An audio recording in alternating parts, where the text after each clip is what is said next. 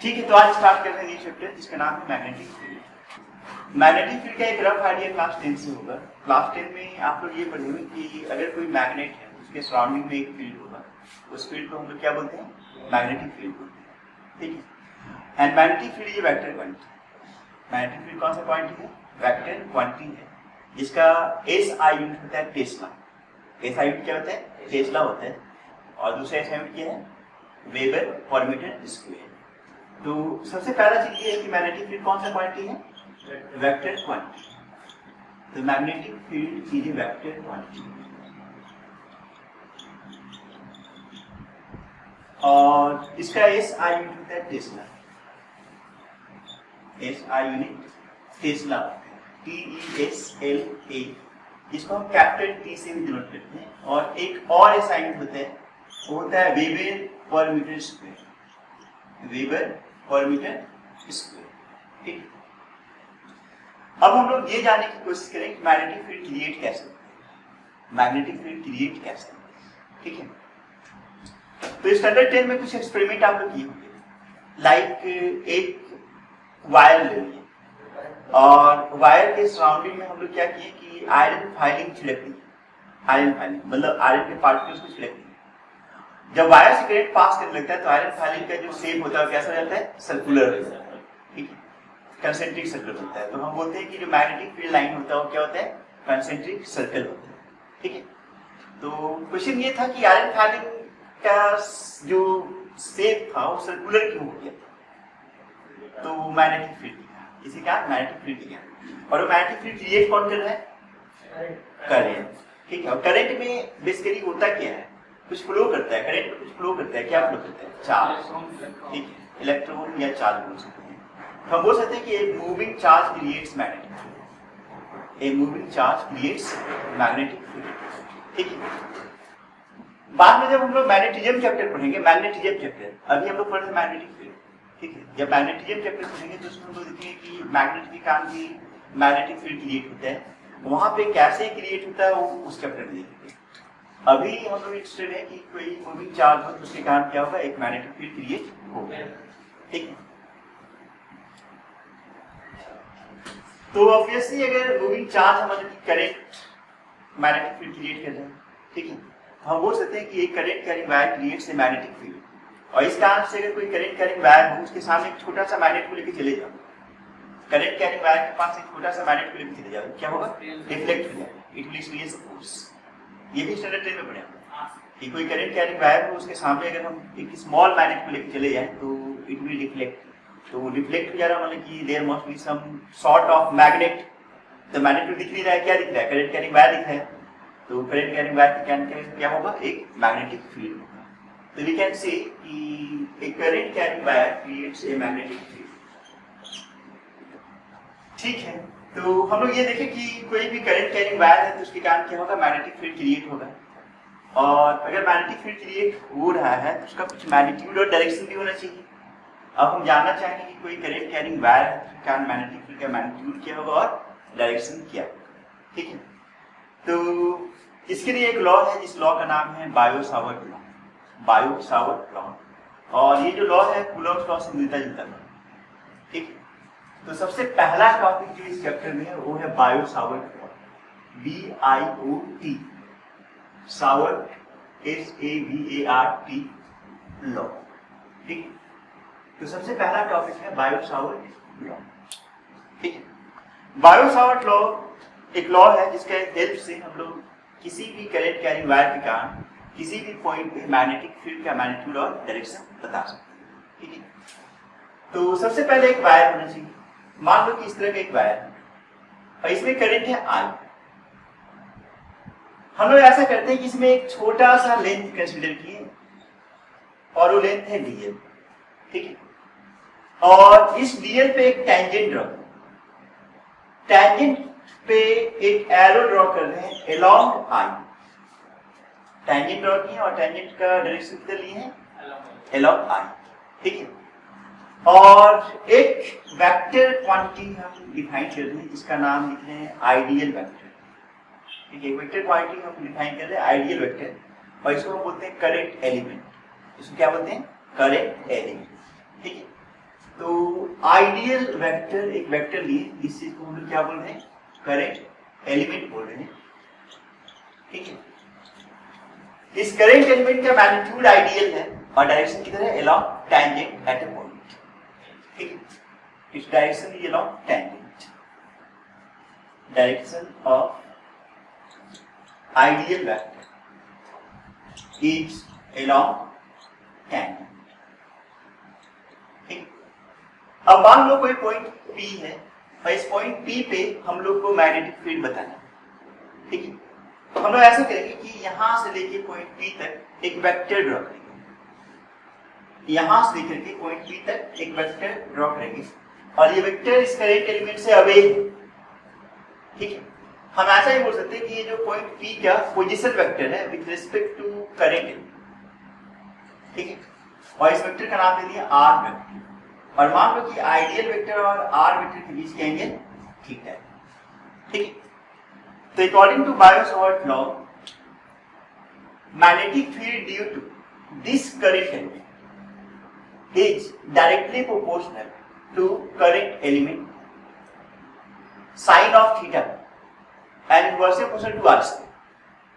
Directly proportional to दो चीज, कौन कौन सा है, ideal vector sin theta and inversely proportional to r square, ठीक है। तो हम ऐसा बोल सकते हैं कि dv जो होगा वो ideal sin theta by r square के डायरेक्टली प्रोपोर्शनल होगा। तो डायरेक्टली प्रोपोर्शनल हटाने के लिए कोई कांस्टेंट चाहिए, उस कांस्टेंट का नाम होता है यहाँ पे v0/4 pi. Magnetic field due to this current element, मान लो कि dv, magnetic field due to current element at this point is dv, ठीक है। तो dv जो होता है ये होता है directly proportional ideal directly to sin theta and inversely proportional to r square, ठीक है। तो डायरेक्टली प्रोपोर्शनल हटाने के लिए कांस्टेंट की जरूरत पड़ती है, कांस्टेंट है v0/4 pi ideal sin theta upon r square. तो इससे मैग्नेटिक फील्ड का मैग्नीट्यूड मिला, इससे क्या मिला, मैग्नेटिक फील्ड का मैग्नीट्यूड, ठीक है। डायरेक्शन लिख, यहां पे v0 एक कांस्टेंट है, इसको बोलते हैं एब्सोल्यूट परमिएबिलिटी, क्या बोलते हैं, एब्सोल्यूट परमिएबिलिटी ऑफ वैक्यूम या वैक्यूम, ठीक। v0 is absolute permeability of vacuum और v0/4 पाई का वैल्यू होते हैं 10⁻⁻7 tesla metre square ampere metre. तो metre square by ampere metre, एक मीटर कैंसिल हो गया, तो टेस्ला मीटर पर एम्पियर, ठीक है। तो v0/4 pi is 10⁻⁷ tesla metre per ampere. अच्छा, ये जो मैग्नेटिक फील्ड निकाले किसके कारण निकाले, तो करंट एलिमेंट के कारण। जो नेट मैग्नेटिक फील्ड होगा इसका डायरेक्ट इंटीग्रेशन नहीं होगा, उसका रीजन क्या है वो समझाते हैं। ये मैग्नेटिक फील्ड है तो इसका डायरेक्शन भी होना चाहिए, ठीक है। और अगर मान लो कि एक करंट कैरिंग वायर है, करंट ऊपर की तरफ जा रहा है, तो अगर मान लो ऊपर की तरफ करंट जा रहा है तो उसमें जो मैग्नेटिक फील्ड लाइन बनेगा वो कैसा बनेगा, सर्कुलर, हाँ ठीक है। ऊपर जा रहा है तो ऐसे, ठीक है। हम मतलब करंट की तरफ रहते हैं और राइट हैंड हम लोग लगा देते हैं, इधर फिंगर्स जाएगा उस साइड में क्या होगा, मैग्नेटिक फील्ड, ठीक है, डायरेक्ट मैग्नेटिक। तो राइट साइड में, इसके राइट साइड में मैग्नेटिक फील्ड का डायरेक्शन किधर है, अंदर की तरफ, ऐसे है। तो राइट साइड में मैग्नेटिक फील्ड का डायरेक्शन किधर होगा, अंदर की तरफ होगा। अगर लेफ्ट साइड में मैग्नेटिक फील्ड का डायरेक्शन बोले तो किधर होगा, बाहर की तरफ। अगर यहाँ पे मैग्नेटिक फील्ड का डायरेक्शन बोले तो किधर होगा, इधर होगा, अलोंग टैंजेंट। ये सर्कल है तो सर्कल पे एवरीवेयर टैंजेंट ड्रॉ करेंगे तो क्या देगा, direction of magnetic field. 3D में विजुअलाइज कर पा रहे हो अपने से, ठीक है। तो अगर हम तुमसे ये बोले कि यहाँ पे मैग्नेटिक फील्ड का डायरेक्शन किधर होगा, तो यहाँ पे स्ट्रेट वायर जैसा ही सोच सकते हो कि करंट अगर ऊपर की तरफ जा रहा है तो मैग्नेटिक फील्ड किधर जाएगा, अंदर की तरफ जाएगा। तो यहाँ पे मैग्नेटिक फील्ड अंदर की तरफ जाएगा, ठीक है। तो मैग्नेटिक फील्ड का डायरेक्शन अंदर की तरफ हुआ। अब हो सकता है कि अलग अलग करंट एलिमेंट के कारण मैग्नेटिक फील्ड का डायरेक्शन अलग हो, तो net magnetic field direct add नहीं कर सकते, तो उसके लिए हम लोग क्या करना पड़ेगा, कंपोनेंट्स लेना पड़ेगा। और कंपोनेंट्स लेने के बाद में फिर हम लोग क्या करेंगे, इंटीग्रेशन करेंगे, ठीक है। तो अभी ऐसा करते हैं कि बायो सावर्ट लॉ का वेक्टर फॉर्म लिखते हैं। देखो, vector form of this Biot Savart law is written as dv vector equal to mu naught upon 4 pi ideal vector cross r upon r। ठीक है, देखो क्या लिखे हैं, dv vector equal to mu not upon 4 pi ideal vector cross r vector upon r। अगर ideal cross r करो उसका magnitude निकालो, क्या मिलेगा, आइडियल r sin थीटा मिलेगा। a क्रॉस b क्या होता है, ab sin theta. a cross b का मैग्नीट्यूड क्या होता है, ab sin थीटा। तो आइडियल क्रॉस r का मैग्नीट्यूड क्या होगा, आइडियल r sin थीटा, और नीचे r क्यूब है, एक r कैंसिल होगा तो नीचे क्या बच जाएगा, r स्क्वायर आ जाएगा, फिर यही वाला चीज आ जाएगा। ठीक है, हाँ इसी को चाहो तो ऐसे भी लिख सकते हो, म्यू नॉट अपॉन 4 पाई लिख दो, आइडियल वेक्टर लिख दो, क्रॉस r कैप लिखो। ठीक है, तो नीचे r स्क्वायर, r कैप लिख दिया मतलब यूनिट वेक्टर है, यूनिट वेक्टर का मैग्नीट्यूड कितना होता है, 1 होता है।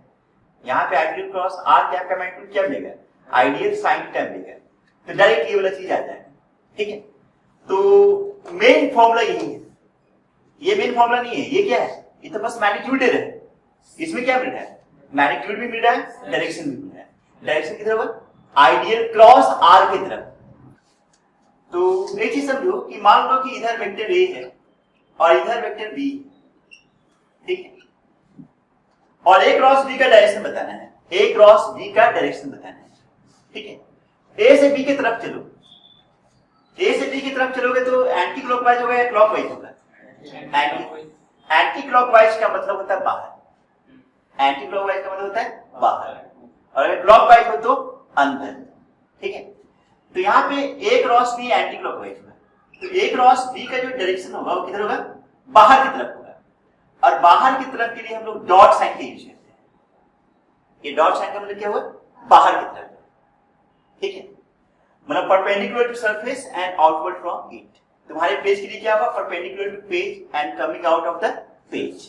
ठीक है, अगर इसी में बोल दिया जाए कि b क्रॉस a का डायरेक्शन किधर होगा, b क्रॉस a, तो b क्रॉस a के लिए क्लॉकवाइज जाना पड़ेगा। ठीक है, और क्लॉकवाइज का मतलब क्या होगा, अंदर की तरफ।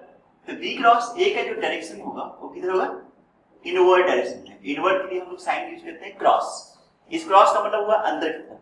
ठीक है, मतलब perpendicular to the plane and going into the plane of the paper.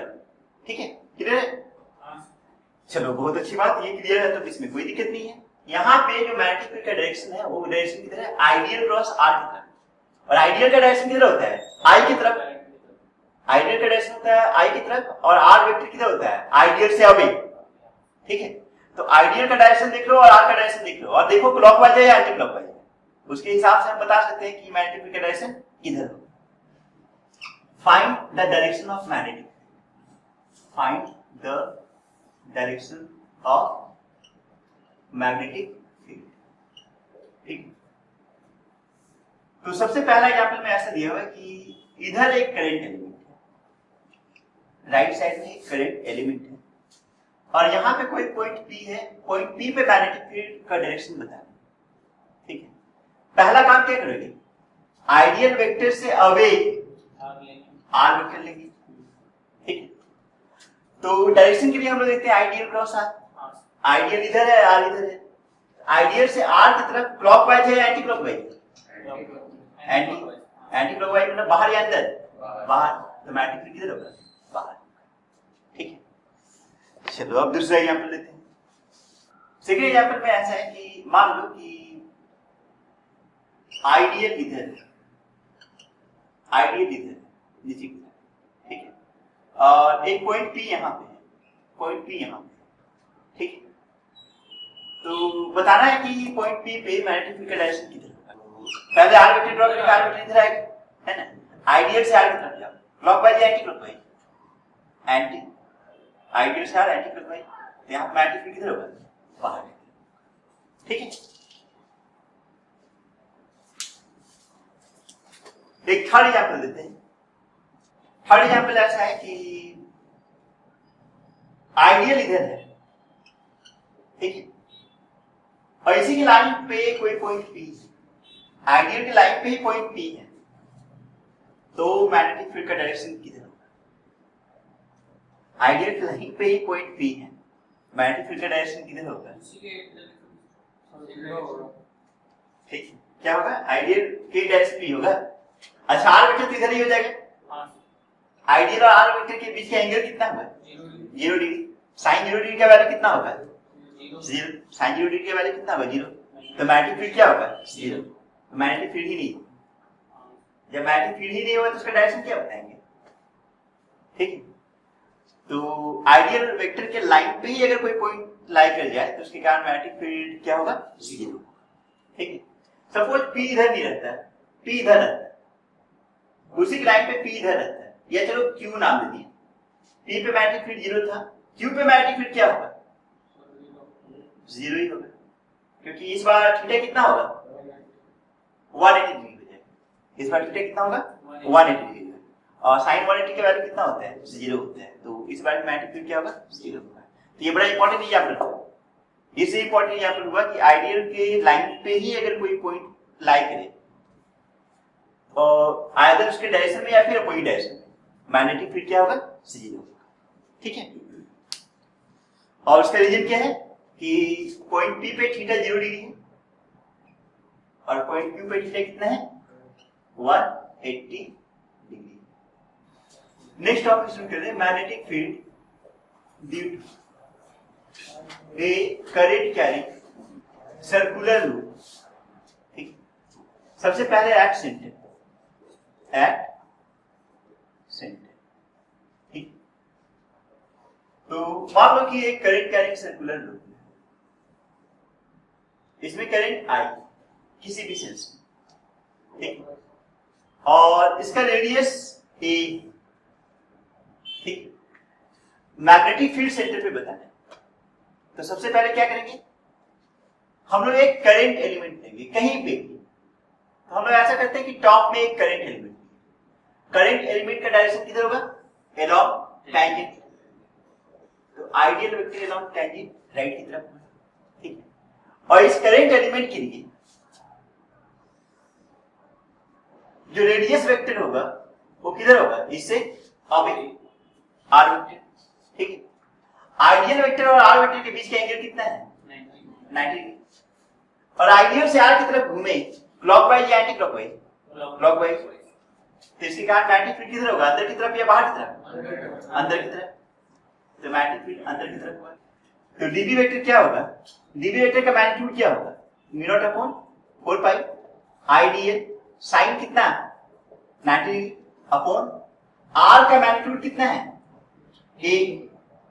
तो ए का स्क्वायर साइन 90 कितना होता है? 1। तो mu not upon 4 pi ideal upon A square. ठीक है, चलो एक करंट एलिमेंट नीचे लेते हैं। तो इस करंट एलिमेंट का डायरेक्शन किधर होगा? बताओ कोई जल्दी से। यहाँ पे करंट एलिमेंट का डायरेक्शन किधर होगा? बाहर कैसे होगा? करंट एलिमेंट का डायरेक्शन लेफ्ट होगा। ठीक है, करंट एलिमेंट लेफ्ट होगा। ठीक है, और इसके लिए रेडियस वेक्टर इधर होगा। ठीक है, तो आइडियल क्रॉस आर अगर करना हो तो आइडियल क्रॉस आर का डायरेक्शन किधर आएगा? अंदर आएगा। क्लॉकवाइज हो गया मतलब अंदर हो गया। ठीक है, तो इसी काम पे डीबी वेक्टर अंदर ही आएगा। एक्चुअली कोई भी करंट एलिमेंट ले लो, कहीं पे भी करंट एलिमेंट ले लो, सबके कारण जो डीबी वेक्टर का डायरेक्शन होगा किधर होगा? अंदर ही। तो सबका मैग्नीट्यूड सेम है, डायरेक्शन भी सेम है, तो नेट मैग्नेटिक फील्ड क्या होगा? डायरेक्ट सबका सम।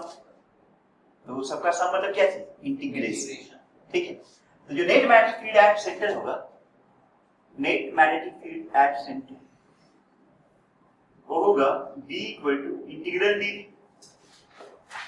तो इंटीग्रल dv अगर करते हैं तो mu naught I 4 pi a square constant है, कांस्टेंट इंटीग्रेशन के बाहर, अंदर में क्या बचा?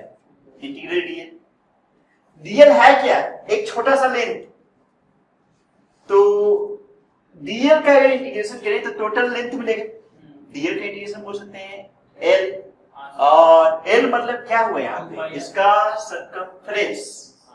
सर्कमफ्रेंस कितना होगा? 2 पाई a। हाँ, 2 पाई r मतलब कि r यहाँ पे क्या है? a है।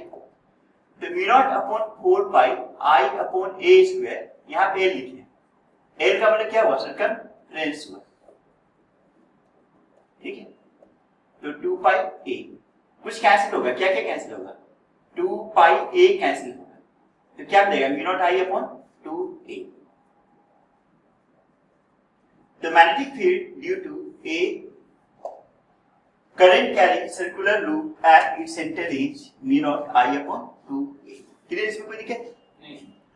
नंबर 2 एक्सिस पे पहला था सेंटर पे, दूसरा नंबर कहां पे है, एक्सिस। थोड़ा ध्यान से समझना है। तो अभी जो हम लोग पढ़े थे वो मैग्नेटिक फील्ड कहां पे था, सेंटर पे था। अब हम लोग मैग्नेटिक फील्ड कैलकुलेट करने जा रहे हैं एक्सिस पे। एक्सिस वाला थोड़ा सा डिफिकल्ट है और बोर्ड के लिए इंपॉर्टेंट है, तो this is important from board point of view. ठीक, तो सबसे पहले हम लोग क्या किए कि एक सर्कुलर लूप बना दिए और इस बार 3D में बनाए। 3D में बनाए मतलब बोल सकते हो वाइजेड प्लेन में बनाए, वाइजेड प्लेन में। ठीक है, और इसमें करंट कुछ ऐसे नहीं, मतलब करंट ऐसे जा रहा है। ठीक, इसका रेडियस है और सेंटर से एक्सिस पे एक डिस्टेंस पे मैग्नेटिक फील्ड कैलकुलेशन। ठीक, तो हम लोग ऐसा किए कि सबसे पहले ऊपर में एक करंट एलिमेंट लिए। ऊपर में जो करंट एलिमेंट होगा वो किधर होगा, बाहर की तरफ। इस करंट एलिमेंट का नाम दिए आइडियल वेक्टर।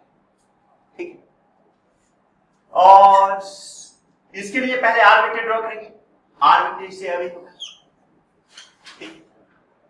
और इसका जो लेंथ होगा वो कितना होगा, अंडर रूट ए square plus x square.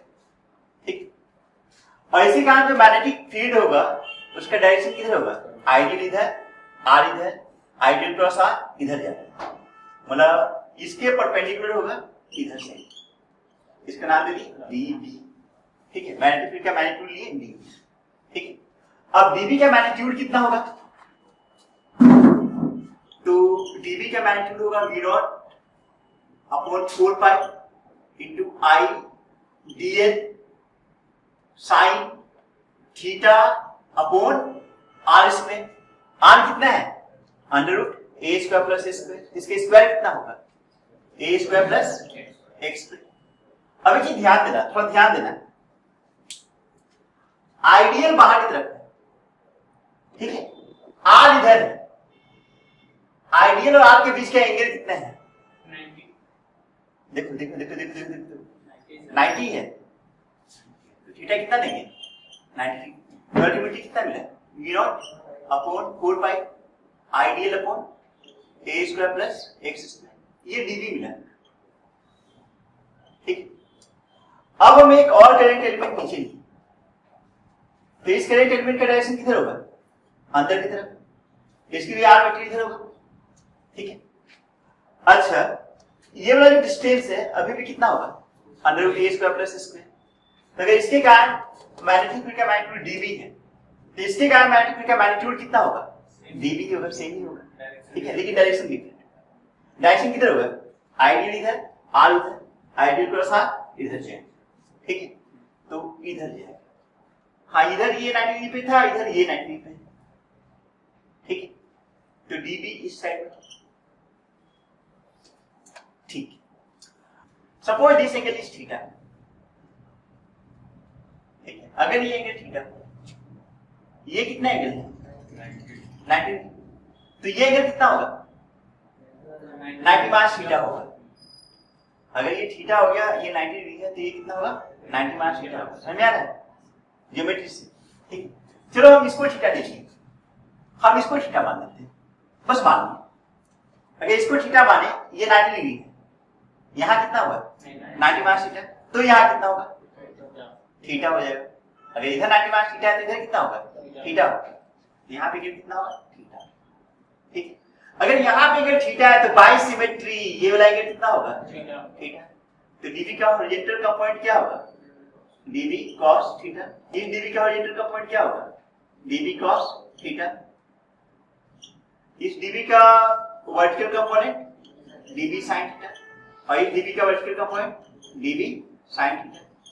DB sin theta dB sin theta cancel out, dB cos theta dB cos theta add. ठीक है, तो ये दो एलिमेंट के कारण ऐसा हुआ।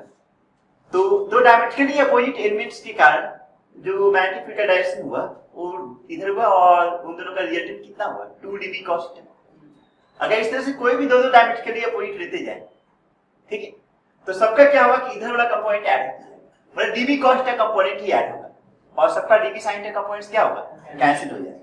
तो बोल सकते हैं dB sin theta components cancel out and dB cos theta component add up, ठीक है। तो dB sin थीटा कंपोनेंट्स, पूरा dB sin थीटा कंपोनेंट सबके कारण cancel out and dB cos theta components add,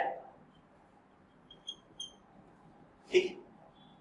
तो नेट मैग्नेटिक फील्ड क्या होगा, integral dB cos theta. तो इससे जो नेट मैग्नेटिक फील्ड होगा इंटीग्रल dB cos थीटा है। इंटीग्रल dB में dB क्या था, dB था mu not upon 4 pi I dx, नीचे क्या था a square plus x square. अब यहां ध्यान दो, इस वाले ट्रायंगल को ध्यान दो, इस वाले ट्रायंगल में cos थीटा क्या होगा, तो बेस अपॉन हाइपोटेन्यूज। इस ट्रायंगल के लिए बेस क्या दिख रहा है, a है, बेस a है, थीटा के लिए बेस a हुआ है और हाइपोटेन्यूज क्या है under root a square plus x square. तो cos थीटा के बदले क्या लिखोगे, a upon under root a square plus x square, ठीक है।